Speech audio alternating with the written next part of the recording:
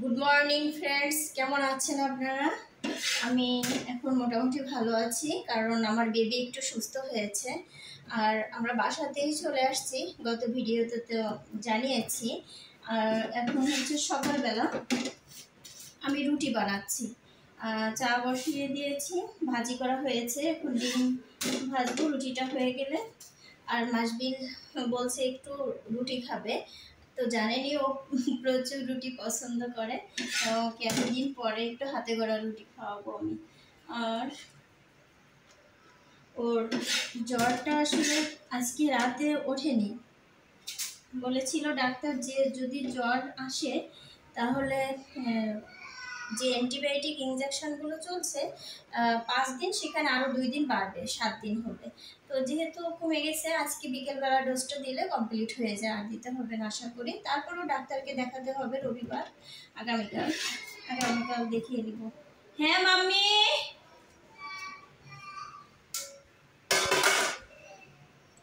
কাব্য খুবই ডিস্টার্ব করে, মাসবিলকে খুব ডিস্টার্ব করে। সকালবেলা ডক্টর এসে তারপরে ইনজেকশনটা দিয়ে গিয়েছে, আর বিকেলবেলা যেতে হবে, মানে বিকেলে নয়, রাত 8টায়। সকাল 8টায় এখন দিয়ে গিয়েছে, আবার রাত 8টায় দিতে হবে।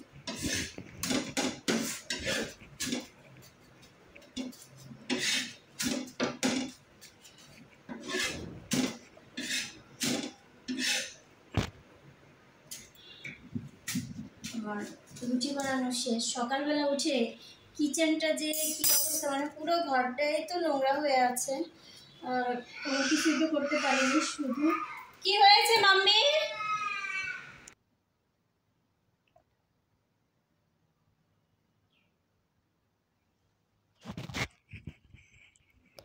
দুইজনে মারামারি শুরু করে দিয়েছে।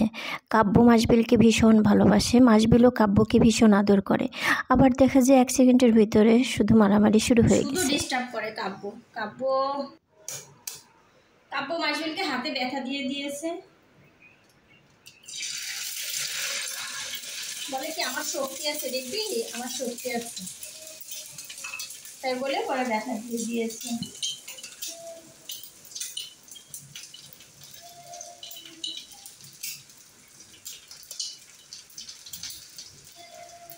একদম অপরিষ্কার হয়ে আছে ঘর।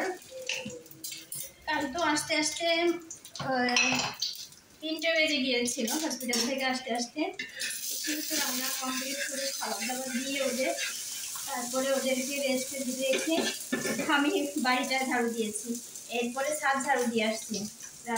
এগুলো করতে করতে দেখা গিয়েছে আমার সন্ধ্যা হয়ে গিয়েছে। সন্ধ্যার পরে গোসল করে তারপরে ওকে ইঞ্জেকশনটা দিয়ে আসছি। এরপরে ভাবলাম সাদা আঙিনা যেহেতু গতকাল ঝাড়ুটা হয়েছে, আজ সেই তারা নেই, আজ শুধু ঘরটা ঝাড়ু দেবো ও মুছবো, আর রান্না বান্না তো আছে এই সাথে।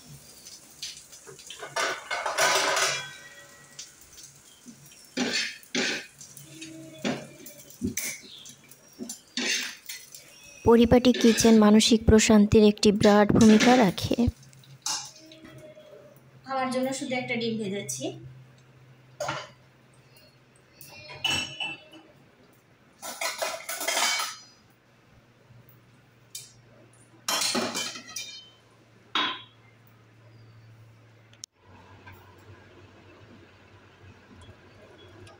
ওরা তো চা ছাড়া মানে খাবেই না, এজন্য ওদের জন্য আর এখন অসুস্থ যেহেতু আর অন্য কিছু ওদের জন্য বানাইও নাই, কারণ বানাইলে খাবে না, শুধু শুধু জোরাজুরি করতে হবে যে খাও খাও, দরকার নেই।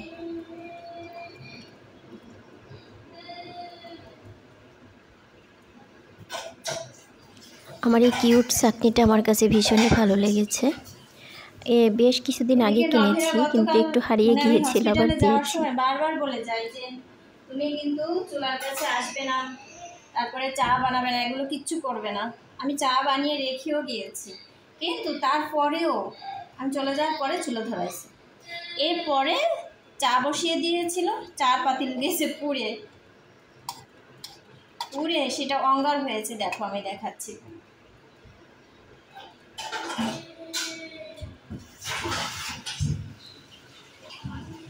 এই দেখো দেখেছ ভিতরটা এরকম সাদা ছিল, অলঙ্কার হয়েছে, এত মোটু পড়ে আছে। এখন এটা কিভাবে কি করব কিছুই বুঝতে পারছি না।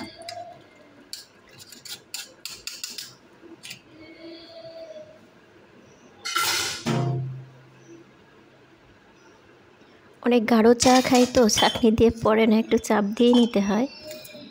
বাবা আসি আমি, তুমি তো মারলে আবার তুমি কান্না করো, বলো। ছেলেটা নিজে মারবে, নিজে কাঁদবে, নিজেই সব কিছু করবে। তো চলো বন্ধুরা, ওদেরকে একটু খাওয়াই আসি, তারপরে আবার কথা বলবো। ওকে, ওদেরকে নাস্তা করিয়ে দিয়েছি, নিজেও নাস্তা করে নিয়েছি অফ ক্যামেরাতে। আর দেখো চুলগুলো এত রাফ হয়ে গিয়েছে, তো আজ ভাবলাম একটু চুলের পরিচর্যা করবো। ঘরটা মোছার আছে, ঘর মোছার থাকলে আমার আর কিছু ভালো লাগে না। ভালো না লাগার কারণ হলো যে ঘর মুছতে গেলে দেখা যায় যে অনেক সময় লাগে, তো আবার রান্না বান্না করতে, আবার বেবি আছে, আবার অসুস্থ বেবি। দেখা যায় যে জোহরের আজান পড়ে যায়, আর জোহরের আজান পড়লেই আমার মনটা খারাপ হয়ে যায় যে সময় মতো এখন আমি মানে কাজটা শেষ করতে পারলাম না। আমি চাই যে জোহরের আজানের আগে সব কাজ শেষ করব, তারপরে আজান দেবে সাথে সাথে নামাজ পড়ে খেয়ে বাচ্চাদের নিয়ে একটু রেস্ট নেব। এটা দেখো কত ওষুধ উপরে, চলো দেখাই।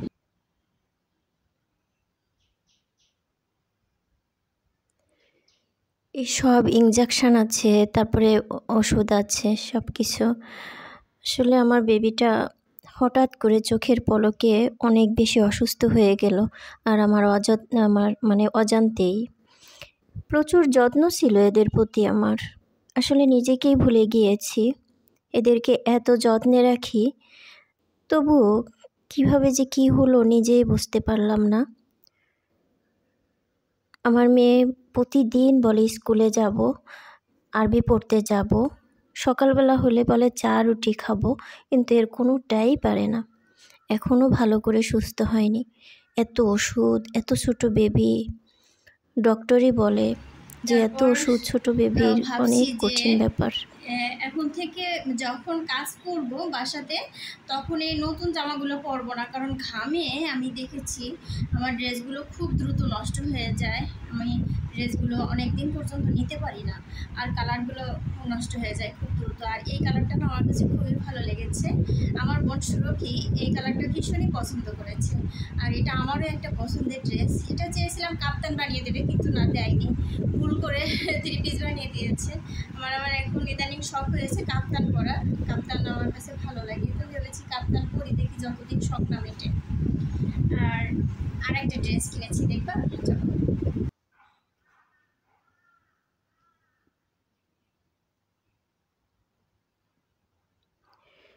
জাম কালার ড্রেসটা আমি কাপ্তানের ড্রেসের ভিতর রেখেছি, কারণ বানাতে নিয়ে যাব তো, এটার মতো করেই বানিয়ে দেবে, এর জন্য এভাবে করে রেখেছি।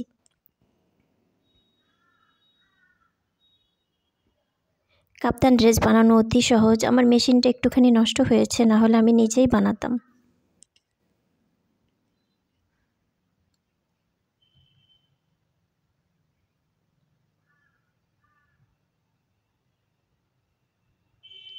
তোমরা হয়তো জানতে চাইবে ড্রেসটার মূল্য কত। ড্রেসটা হচ্ছে 1200 টাকা। তো এরকম 3টা ড্রেস আমার কেনা হয়েছে, সরি 3টা নয়, 4টা ড্রেস কিনেছি আমি। এটার দামও সেম এই ড্রেসের মতোই। এটা আমি নিয়েছি কারণ কাপ্তান বানাতে পারে না এই দুইটা, আমি তো ভেবেছিলাম 3টাই কাপ্তান বানাবো। আর জানো তো, এই আমার মেয়ে অসুস্থের আগে একটা উদ্যোগ নিয়েছিলাম, বাপের বাড়িতে যাব খুব জরুরিভাবে একটা কাজের জন্য আর কি। তো এখন জানি না যাওয়া হবে কি না, কিন্তু তারপরেও এখন একটাই কাপ্তান বানিয়ে দিয়েছে, তো ভাবলাম আমি 2টো কাপ্তান বানাবো, মানে 3টা কাপ্তান বানাবো, তো একটা বানিয়ে দিয়েছে। এখন মন খারাপ আমার, যদি যাওয়া হয় আমি কাপ্তান পরবো, 3 পিস পরবো না। তো এজন্য কী করলাম, আমি এই ড্রেসটা আবার কিনেছি। আমার মন খারাপ, তো হাজব্যান্ড বলছে এত মন খারাপের কী আছে, এটার দাম কি খুব বেশি, আর বেশি হলো এই তোমার পছন্দের মানে ঊর্ধ্বে তো আর কিছু নয়।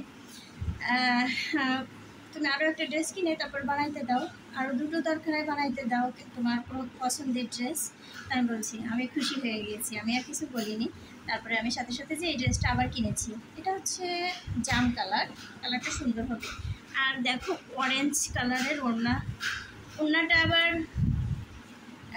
পিঙ্ক কালার, তারপর অরেঞ্জ কালার, তারপরে হচ্ছে ব্ল্যাক কালার, ভালো লাগছে, পেস্ট কালার সব মিলিয়ে ওড়নাটা। এখন এই ড্রেসগুলোতে আমি দেখেছি ওড়নাগুলো এত ভালো করে, খুব ভালো লাগে আমার ওড়নাগুলো। আর আমার ব্যাক ক্যামেরায় সাউন্ড আসে না, যার জন্য কথা বলতে পারি না ব্যাক ক্যামেরাতে, ফ্রন্ট ক্যামেরায় একটু সাউন্ড আসে, কথা বলি। তো ঠিক আছে, মাছগুলো আবার বাথরুমে গিয়েছে, আমি যাই দেখি। সকাল থেকে প্রথম দুবার গিয়েছে পটি করতে। ঈদ তো চলেই আসছে, তো বাপের বাড়ি যাওয়া মনে হয় আর হবে না, কারণ ঈদ তো সামনে চলে আসছে, নিজেরও তো সংসারের অনেক কাজ আছে। আসলে কি সংসার থেকে বের হওয়া যায় না, সংসার হয়ে গেলে। যেমন সুরভিকে বলছি যে চলো যাই বাপের বাড়ি থেকে 2 দিনের জন্য 2 বোন বেড়াই আসি, বলে কি না আপা, এই আছে সে আছে, এই ঝামেলা ওই ঝামেলা, কত কিছু দেখায়।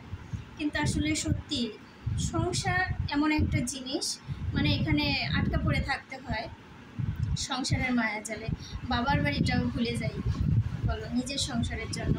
তো কি আর করবো, আর এখন কাজ করবো যেহেতু এই জামাটা পরবো, এই পুরনো জামা কাজের সময় বাড়িতে পরবো, আর বিকেলবেলা এই সুন্দর সুন্দর জামাগুলো পরবো তোমাদের সামনে আসবে সেজে গুজে।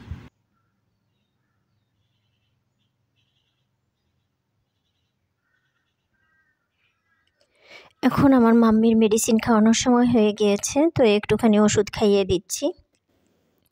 ওষুধটা খাওয়াই একটু মানে অল্প একটু পর পর খাওয়াই, কারণ হচ্ছে 2 মিনিট পর পর, মানে একসাথে সব ওষুধ দিলে বমি করে দিবে, তো যার জন্য পরে খাওয়াই, 2-1 মিনিট পর পর করে খাওয়াই। এখন স্যালাইনটা গুলে রাখছি 4 ঘন্টার জন্য, এর ভিতরেই শেষ করে ফেলবো। তো অনেক বেশি বকবক করে ফেললাম আজকে, তাই না বলো? এত বেশি বকবক করেছি যে জানি না আজকের ভিডিওটা তোমাদের কাছে কেমন লেগেছে।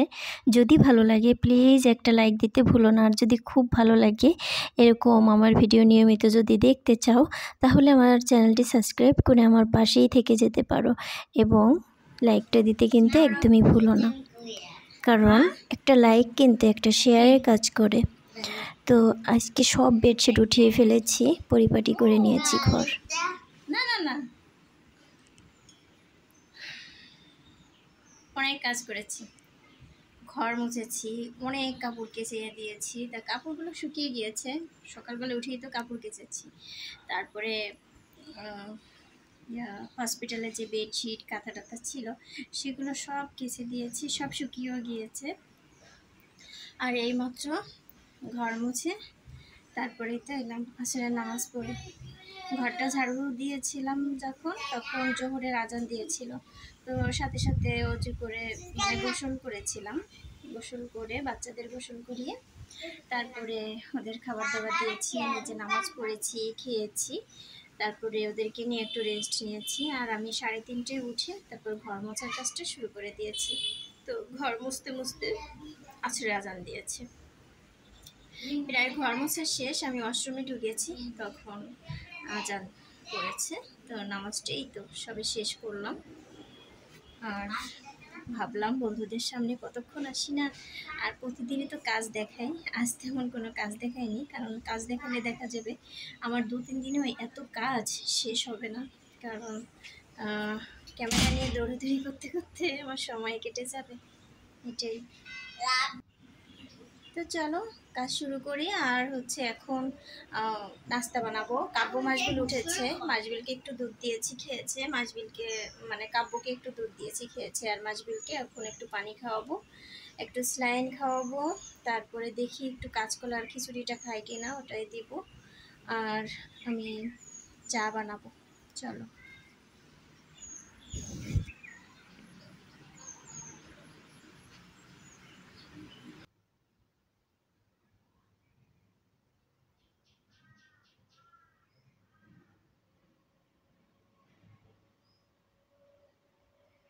তো এখন সন্ধ্যাবেলা হয়ে গিয়েছে, মাগরিবের অনেকটা পরে চলে আসছি চা বানাতে, কারণ গেস্ট আসছিল, একটু কথা বলেছি, যার জন্য দেরি হয়ে গিয়েছে। তো জামগুলো না বেশি ভালো না, একটু নষ্ট নষ্ট, খেতে পারিনি।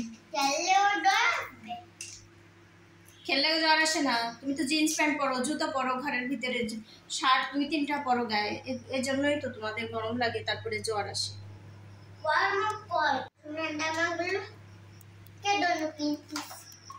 আমার জন্য কিনছে, আমি পড়ার জন্য। চা বানাতে আসবো সে আসরের সময়, আস্তে আস্তে মাগরিবের নামাজ পড়ে মাত্র আসছি চা বানাতে। কারণ আসরের সময় একজন লোক আসছে, তার সাথে কথা বললাম, হয়তো ফোন পড়ে গেছে। এরপরে হচ্ছে নামাজ শেষ করেছি।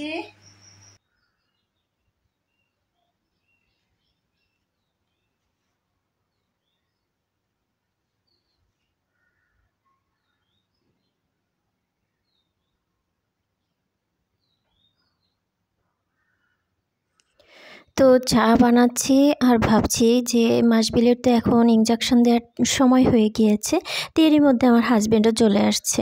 তো দুজনে চা খেয়ে তারপরে বের হয়েছি। মাসবিলকে আজকে ইঞ্জেকশন দিব এবং আগামীকাল সকালবেলা দিলেই ওর ডোজটা কমপ্লিট হয়ে যায়। যেহেতু আর জ্বর আসেনি, সেহেতু আরও 3 দিন যে ডোজটা দেওয়ার কথা ছিল ওটা না দিলেও চলবে। তো এখন আমার হাজব্যান্ড আর আমি বসে চা খাবো। এরপরে তো আমরা রেডি হয়ে এখন যাচ্ছি। এই তো পাড়ায় একটা ফার্মেসি আছে পাশেই, ওখানেই যাব। ওখান থেকে ওর ইঞ্জেকশনটা দিয়ে পরে চলে আসবো। কিন্তু আমার বেবিটা অনেক বেশি কষ্ট পায়, তো 1 ঘন্টা সময় লাগতো যদি শুয়ে শুয়ে যে স্যালাইনের মাধ্যমে দেওয়া হতো। তো এটাই চেয়েছিলাম, কিন্তু না, ডক্টর ইনি বলেছেন, ফার্মেসির যিনি ডক্টর আর কি, উনি বলেছেন যে না, এভাবে দিলে একটু ব্যথা হলেও তাড়াতাড়ি সে হয়ে যাবে আর কি। তো আমরা এটা চাই না ব্যথা দিতে, কিন্তু তারপরেও উনি এভাবেই দিয়ে দিল। কি আর করব, করার কিচ্ছু নেই। আমি বলছিলাম যে মেডিকেলে যেয়েই দেই, মেডিকেলে গিয়ে দিলে তো ওকে শোয়াইয়ে দিত, স্যালাইনের মাধ্যমে আস্তে আস্তে করে একটু একটু করে যেত, ওটাই ভালো ছিল। তো কান্না করছে, বেশ কান্না করেছে। তো আজকে রাতেরটা দেওয়া হলো, আবার আগামীকাল সকালবেলা একটা দিতে হবে, তারপরে শেষ। ও খাদলে আমার বুকটা ফেটে যায়।